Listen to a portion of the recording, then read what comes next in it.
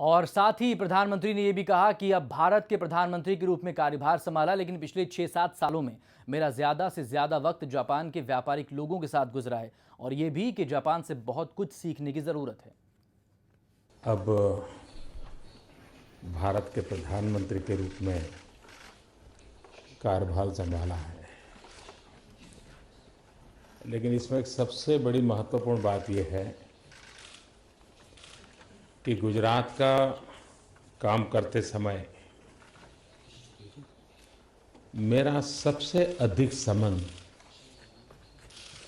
Japan के industrial house से आया, जापान के बिजनेस ग्रुप के साथ आया। पिछले 6-7 साल में शायद ही कोई ऐसा सप्ताह होगा जबकि जापान का डेलीगेशन गुजरात में ना आया हो। तो दर्शन कल हो चुके हैं प्रधानमंत्री के और अब आज से डिप्लोमेसी की बारी है। कितने कामयाब होंगे, क्योंकि उम्मीदें बहुत हैं जापान से इस देश को और खासतौर पर प्रधानमंत्री को भी। खास लोग इस वक्त हमारे साथ यहां पर जुड़े हुए हैं इस अहम मसले पर बात करने के लिए। पीके मिश्रा जी हैं, विदेश मामलों के जानकार, हमारे साथ नोएडा स्टूडियो में। स्मिता मिश्रा जी हैं, वरिष्ठ पत्रकार, वो भी हमारे साथ यहाँ पर हैं। और दिल्ली से हमारे साथ जुड़ रहे हैं शिवाजी सरकार, जो कि अर्थशास्त्री हैं। स्वागत है आप तमाम लोगों का। आज का दिन बेहद खास। पीके मिश्रा जी, क्या जो उम्मीदें हैं द्विपक्षीय संबंधों को लेकर, क्या आज एक नया अध्याय लिखा जाएगा इस मुलाकात में, इस डिप्लोमेसी के दौरान? मैं आपके साथ सहमत हूँ, क्योंकि कल क्योटो में स्टेम सेल रिसर्च ऑर्गेनाइजेशन को देखने के बाद प्राइम मिनिस्टर मोदी जी का जो टिप्पणी रहा, आज वो टोक्यो पहुँचे हैं और आज का जो तर्क रहेगा, जो डिस्कशन उन जापान के साथ होना है, वो तकरीबन बिजनेसमैन के साथ होना है। हमारे भारत से जितने बिजनेसमैन गए हैं, आज उनका दिवस है। प्राइम मिनिस्टर उनको लीड कर रहे हैं और खुद प्राइम मिनिस्टर अभी बता रहे थे कि वो एक गुजराती हैं और यहाँ तो जापान को उन्होंने 4-5 बार पहले जा चुके हैं आज चीफ मिनिस्टर ऑफ गुजरात। लेकिन उसमें जो मेन चीज है, एक है civil military relation, civil nuclear technology और डिफेंस प्रोडक्शन का सामान लाना है, ऊर्जा बढ़ाना है, तमाम कंस्ट्रक्शन बढ़ाना है और यूएस टू एम्फीबियस एयरक्राफ्ट जो इंडिया को लाना है। टोक्यो में है, चैम्बर ऑफ कॉमर्स में व्यापारियों से वो बातचीत कर चुके हैं। डिफेंस, असैन्य परमाणु करार, इंफ्रास्ट्रक्चर, मैन्युफैक्चरिंग, ट्रेड, इन तमाम चीज़ों पर, इन तमाम मसलों पर किस तरह के समझौते होते हैं, इस पर हमारी नजरें रहेंगी। लेकिन कल जब प्रधानमंत्री क्योटो पहुंचे थे, तब वहां पर उन्होंने दिल जीत लिया क्योटो का। काशी से क्योटो का रिश्ता तय कर दिया। लेकिन क्या अब लव इन टोक्यो हो पाएगा? सवाल इसी को लेकर है, क्या टोक्यो में कोई बड़ा करार हो पाएगा? मोदी का क्योटो को सायोनारा। जापान के क्योटो शहर को तो मोदी जैसे दिल दे बैठे हैं। क्योटो की विरासतें, क्योटो के बच्चे, क्योटो के मंदिर, क्योटो की आबो हवा, मोदी को इन सब से जैसे प्यार सा हो गया है। तभी तो क्योटो में इतने खुश दिख रहे हैं मोदी क्योटो को खूब एंजॉय करें, इसका प्रबंध भी उनके मित्र शिंजो एबे ने बहुत ही खूब किया था। क्योटो में मोदी की खातिरदारी करने खुद जापान के प्रधानमंत्री पहुंचे थे और क्योटो में मोदी एक एक पल को जीते नजर आए। हर एक पल को जैसे उन्होंने अपने जहन में कैद कर लिया। अब लव इन टोक्यो का इंतजार। क्योटो का दिल मोदी ने जीत लिया और क्योटो ने मोदी का दिल जीत लिया, यानी मोदी का लव इन क्योटो कामयाब रहा है। लेकिन जैसे ही मोदी क्योटो को गुड बाय यानी सायोनारा कहकर टोक्यो के लिए रवाना हुए, हिंदुस्तान में मोदी के जापान दौरे पर सवाल उठने लगे हैं। क्या अब एबे शिंजे से लव इन टोक्यो हो पाएगा? क्या एबे वैसे ही गर्मजोशी टोक्यो में भी दिखाएंगे जैसे क्योटो में देखने को मिली है? माहौल तो जापान में अच्छा है मोदी जी। जापान चाहता है कि वो दुनिया के देशों में निवेश बढ़ाए, क्योंकि उसकी अर्थव्यवस्था में सुधार का यही एक जरिया बचा है। लेकिन क्या इस अच्छे माहौल का भारत को फायदा मिलेगा? जब से प्राइम मिनिस्टर आबे आए हैं जापान में, उनकी पॉलिसी जो है वो बहुत डायनामिक है। ट्रेड इन्वेस्टमेंट सब बढ़ाना चाहते हैं वो, और इस वजह से जो मौका है वो बड़ा अच्छा है। और आबे साहब की और नरेंद्र मोदी जी की कुछ लगता है कि पर्सनल मित्रता भी है, उसका फायदा होगा। कई मुद्दे हैं पाकिस्तान जो जापान से करने हैं। एक तो है सिविल न्यूक्लियर समझौते का, क्योंकि अभी जापान का रुख जो है, उनकी पॉलिसी और नीयति उनकी ऐसी है कि वो कोऑपरेट नहीं करते हैं उन देशों से जिन्होंने NPT non proliferation treaty sign नहीं करी है, तो उस पर तो खास तवज्जो दी जाएगी। मोदी जी, क्योटो से अलग है टोक्यो। नरेंद्र मोदी ने क्योटो में काशी पर करार किया या फिर बौद्ध भिक्षुओं से मुलाकात की। इसे दुनिया के किसी देश का दूर दूर तक सरोकार नहीं है, लेकिन टोक्यो में क्या होने वाला है, इस पर पूरी दुनिया की नजर है। शिंजो एबे ने मोदी से नजदीकी का जो ट्रेलर क्योटो में दिखाया है, जरूरी नहीं है वही टोक्यो में भी नजर आए, जब दोनों देश नफा नुकसान की कटौती पर रिश्तों को तोलेंगे। एटमी करार रिश्ते की बड़ी शर्त है। भारत और जापान के बीच रिश्ते कहां तक आगे बढ़ेंगे, ये तय होगा असैन्य परमाणु करार पर जापान के रुख से। जापान की जो द्विपक्षीय रिश्ता है ये बहुत अहम है, इसकी काफ़ी पोटेंशियल है, और जैसे प्रधानमंत्री ने कहा है ये पोटेंशियल जो है वो रियलाइज नहीं हुआ है। आशा कर सकते हैं कि कुछ होगा, परंतु जब तक ये परमाणु मुद्दे के ऊपर तालमेल नहीं होगा, मैं उतना आशावादी नहीं। लव इन टोक्यो, लेकिन संभल कर। मोदी जी, जापान से आप क्या लेकर आएंगे, इस पर हिंदुस्तान के विरोधी दलों की पूरी नजर है। हम आशा और विश्वास करते हैं कि भारत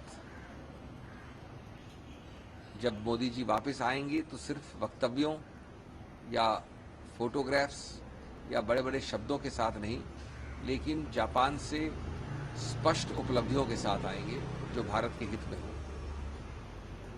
काशी को क्योटो बनाने के चक्कर में काशी को काशी बनना आवश्यक है पहले, ये हम नहीं भूल सकते। मैं आशा और विश्वास रखता हूं कि काशी के अलावा भारत के हित की बाकी सब वो उपलब्धियां करेंगे वहां, और सिर्फ शब्दों के जाल में हम न रहेंगे। टोक्यो में एबे दिल तो नहीं तोड़ेंगे। मोदी जी, टोक्यो में एबे का दिल जीतना बहुत जरूरी है, क्योंकि आपने क्योटो का जो दिल जीता है, उसके बाद हिंदुस्तान की नजर टोक्यो पर है। ध्यान रखिएगा, टोक्यो में कोई आपका दिल न तोड़ दे। न्यूज एक्सप्रेस के लिए ब्यूरो रिपोर्ट। प्रधानमंत्री नरेंद्र मोदी बड़े एजेंडे के साथ जापान गए हैं। तीसरा दिन और आज से जो बड़े समझौते होने हैं उन पर उम्मीदें लगी हुई, लेकिन सबकी नजरें ऊर्जा जरूरतों पर टिकी हुई है, असैन्य परमाणु करार पर। स्मिता मिश्रा जी, क्या नरेंद्र मोदी के लिए, क्या भारत के लिए शिंजो एबे अपने रुख में, अपने तेवरों में नरमी लाएंगे? क्या ये परमाणु करार हो पाएगा? क्या जापान हमारी ऊर्जा जरूरतों को पूरी करेगा? देखिए, ये बात सही है कि ऊर्जा के क्षेत्र में भारत और जापान के बीच बहुत लंबी और बहुत अच्छी पार्टनरशिप की गुंजाइश है। ये बात सभी एक्सपर्ट्स करते रहे हैं और दोनों देशों के जो मुखिया हैं वो भी इस बात को स्वीकार करते हैं। लेकिन न्यूक्लियर जो एनर्जी है, जो न्यूक्लियर पावर है, उस साइंस को लेकर जापान चूंकि न्यूक्लियर अटैक का सबसे बड़ा शिकार रहा है सेकेंड वर्ल्ड वॉर में जी, तो टेक्नोलॉजी के क्षेत्र में काफ़ी आगे होने के बावजूद जापान में इसको लेकर आशंकाएं रहती हैं जी। और भारत ने चूंकि न्यूक्लियर एग्रीमेंट को साइन नहीं किया है, तो इसीलिए ये हम चूंकि उस लीग में नहीं हैं, तो इसको लेकर जो न्यूक्लियर पावर्स हैं उनमें थोड़ा सा एक आशंका भारत को लेकर शुरू से कई सालों, दशकों से रही है। मुझे ये लगता है कि हमें इस बात पर बहुत ज़्यादा फोकस्ड नहीं होना चाहिए कि इस बार ये जो सिविल न्यूक्लियर एग्रीमेंट है ये साइन हो पाएगा कि नहीं, क्योंकि अभी इसमें कुछ खदशात हैं, कुछ आशंकाएं हैं। हो सकता है, और शिंजो आबे के लिए भी अपने कुछ अंदरूनी दबाव हैं, तो अगर वो व्यक्तिगत रूप से चाहते भी होंगे तो अपने देश की राजनीति और अपने जो उनके जापान की राजनीति के जो अंदरूनी दबाव हैं उनको देखकर सबसे बड़ा अंदरूनी दबाव गठबंधन वाली पार्टी जो कोमितो है वो परमाणु ऊर्जा के लगातार खिलाफ रही है। उनकी सबसे बड़ी जो मतलब दूसरी पार्टी जो है वो परमाणु ऊर्जा को इस तरह से प्रसार को लेकर खिलाफ रही है जी। उनके जो विदेश मंत्री हैं उनके वो खुद हिरोशिमा से आते हैं, हिरोशिमा के प्रतिनिधि हैं और उनको भी अपने दिल में कुछ आशंकाएं होंगी। ठीक। मैं ये समझती हूं कि जिस तरह की पार्टनरशिप का रास्ता खुला है भारत और जापान के बीच में, हमें उसको एक सकारात्मक रूप से देखना चाहिए।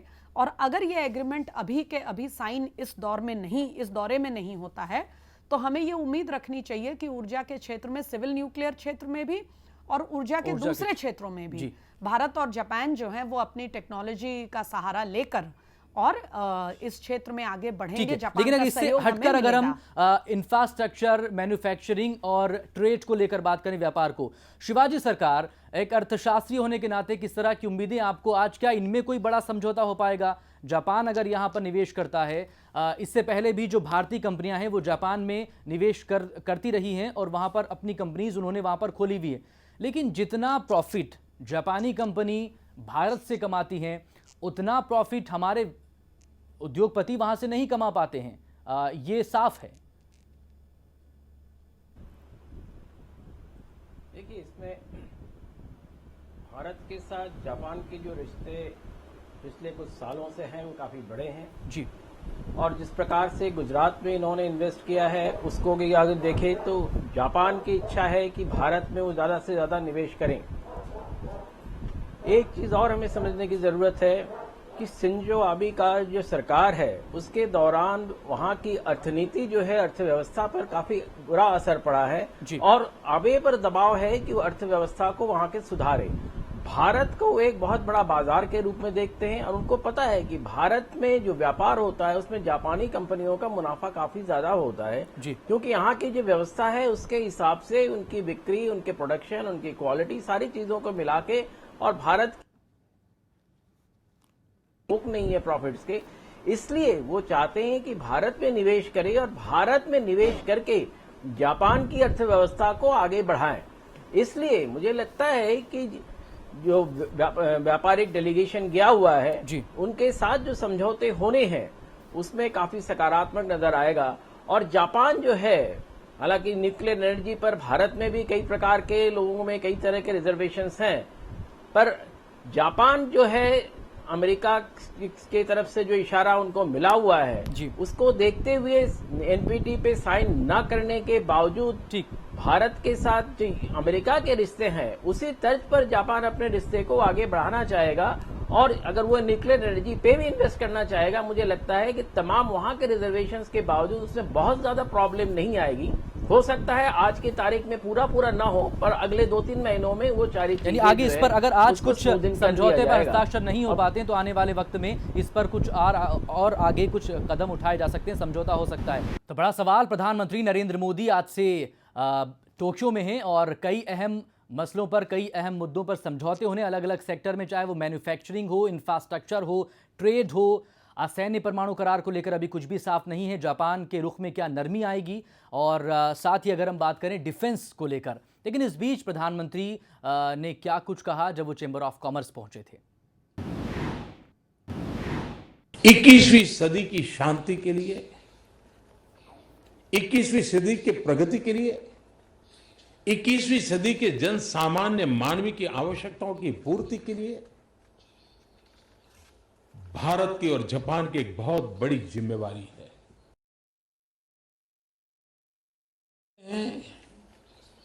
जो विकासवाद में विश्वास करते हैं वो शांति और प्रगति की गारंटी लेकर के आते हैं, लेकिन आज हम चारों तरफ देख रहे हैं 18वीं शताब्दी की जो स्थिति थी वो विस्तारवाद नजर आ रहा है। 2020 में पूरे विश्व को जो वर्कफोर्स की जरूरत है, अभी से मैपिंग करके द ग्लोबल वर्कफोर्स की जो रिक्वायरमेंट है उसकी पूर्ति करने के लिए हम स्किल डेवलपमेंट पे बल देना चाहते हैं, ताकि 2020 में हम ग्लोबल वर्कफोर्स की रिक्वायरमेंट को मीट विद करने में भारत बहुत बड़ी भूमिका निभा सकता है। पीके मिश्रा जी, प्रधानमंत्री नरेंद्र मोदी को आपने सुना, विस्तारवाद और विकासवाद, वही जो ब्रेक पर जाने से आपसे सवाल मैंने रेस किया था। सवाल यही कि कैसे साधेंगे हम विदेश नीति को, चीन भारत के रिश्ते, चीन जापान के रिश्ते और जापान के साथ भारत के रिश्ते, कैसे संतुलन बिठाया जाएगा, सवाल इसको लेकर भी है। क्योंकि चीन इतना ज़्यादा खुश नहीं है अगर हम करीबी जापान से ज़्यादा बढ़ाते हैं। जब बहुत ज़्यादा हालात ख़राब चल रहे थे, आपसी रिश्तों में तनाव था चीन और जापान के बीच में, उसी दौरान शिंजो एबे भारत आए थे। जब प्रधानमंत्री थे मनमोहन सिंह यूपीए सरकार में, जब वो जापान गए थे तब चीन ने अपना रुख इसको लेकर जाहिर किया था। थोड़ा सा रुख उसका ठीक नहीं था। चीन का हाल भी देखे, जितना इनकर्शन चीन ने किया है, शायद हमको ये भूल जाना चाहिए कि शी जिनपिंग का जो विजिट है अभी इंडिया को, उसमें कितना हमारे फेवर में जाएगा, ट्रेड के ऊपर और इकोनॉमी के ऊपर, एफडीआई के ऊपर हम कितना चीन से गेन कर सकते हैं। लेकिन एक चीज मैं ये बताऊंगा, जापान में जब अभी प्रधानमंत्री जी मोदी जी गए हुए हैं, हम एक चीज न्यूक्लियर डॉक्ट्रिन के साथ भूल जाते हैं कि चीन ने 2012 के बाद शिंकाक्यू और दिवायो आइलैंड्स के जब झगड़ा शुरू हुआ, उसके बाद जापान को जो रेयर अर्थ मिनरल्स मिलना था, चाइना से सप्लाई होता था, उसको वो 100% बंद कर दिया।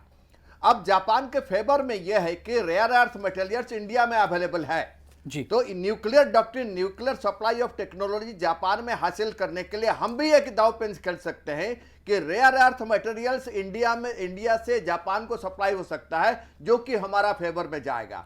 अगर ये चीज हम जापान को देने का उनको सांत्वना दे, उनको आश्वासना दे कि हम दे सकते हैं, शायद जापान, हम बेशक न्यूक्लियर परमानेंट ट्रीटी में साइन नहीं किए हैं, तब भी हमारा यूएस पॉलिसी के साथ शायद जापान जरूर आएगा कि हमारे साथ कंटैक्ट करने के लिए। लेकिन चाइना के साथ अभी शी जिनपिंग का जो विजिट हमारे पास तुरंत होना है, जापानीज विजिट के बाद शायद उनको देख के मोदी जी अपना रुख अपनाएंगे जरूर, क्योंकि आज जो मीटिंग हुआ है तकरीबन बिजनेस के ऊपर हुआ है।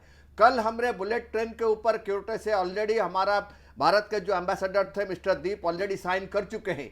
ये नहीं कि ये जो विजिट मोदी जी का आज है, अगर न्यूक्लियर टेक्नोलॉजी के ऊपर हम शायद कोई एमओयू साइन नहीं कर सकते इसके ऊपर, तो ये 2-3 महीने में होना ही होना है, क्योंकि उनको हमारे पास से रेयर अर्थ मटेरियल लेना पड़ेगा।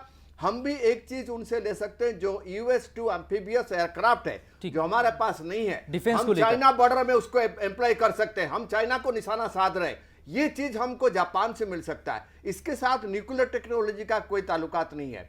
और आज का जो डिसीजन अभी हो रहा है, बिजनेस चैम्बर ऑफ कॉमर्स में जो डिसीजन चल रहा है, शायद इसमें यह हमारा फेवर में जाएगा। और 4 साल लगातार मोदी जी ने गुजरात के लिए जो ऑलरेडी उन्होंने अपना कंटैक्ट साबित कर चुके हैं, ये फलप्रद जरूर होगा। ठीक है, जापान के चैम्बर ऑफ कॉमर्स में मोदी सरकार के 100 दिनों के काम की तारीफ करना नहीं भूले। बयान आया और सियासत से पलटवार शुरू हो गया है।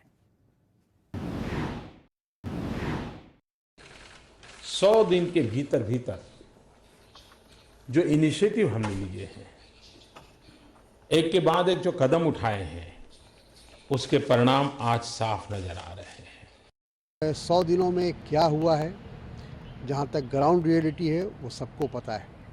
जो इस सरकार ने वादा किया था कि हम महंगाई पर अंकुश लगाएंगे, भ्रष्टाचार को रोकेंगे, काले धन को 100 दिनों के अंदर वापस लाएंगे, वो सब कुछ भी नहीं हुआ। सिर्फ अभी भी वादे किए जा रहे हैं। ठीक है, वादे बहुत से और बहुत सी उम्मीदें लेकर प्रधानमंत्री नरेंद्र मोदी एक बड़े डेलीगेशन के साथ जापान गए। स्मिता जी, क्या मिलेगा जापान से हमें? सवाल ये भी और सवाल ये भी कि चीन के इस इलाके में बढ़ते दबदबे के बीच जापान से इस बढ़ती दोस्ती के मायने क्या हैं? नहीं, जापान से बढ़ती दोस्ती के तो कई मायने हैं, और उसमें सबसे जो महत्वपूर्ण मैं देखती हूँ ट्रेड और कॉमर्स के क्षेत्र में तो है ही। वो तो शिवाजी सर ने जो बड़ी जरूरत है वो न्यूक्लियर पावर को लेकर हमारी जरूरत है, न्यूक्लियर एनर्जी किया। देखिए, असैन्य जो न्यूक्लियर एनर्जी के क्षेत्र में पार्टनरशिप्स की बातें हैं, जिसमें केवल जापान नहीं है, 7-8 देश हमारे राडार पे हैं, उनमें 2 के साथ तो बात हो भी चुकी है फाइनल। वो एक बहुत ही एक लॉन्ग टर्म वो एक रणनीति है, और उसमें चूंकि वो क्षेत्र ही ऐसा है, एक बहुत ही पेचीदा और बहुत ही जटिल ये एक क्षेत्र है, इसको लेकर भारत में भी कई लोगों को आशंकाएं हैं। केवल उन देशों पर ही उंगली नहीं उठाना चाहिए। में हमारी स्थायी मेंबरशिप को लेकर जापान का टर्म में जी, लेकिन अगर ये एग्रीमेंट इस दौरे में साइन नहीं होता है तो प्रधानमंत्री का विजिट फेल हो गया।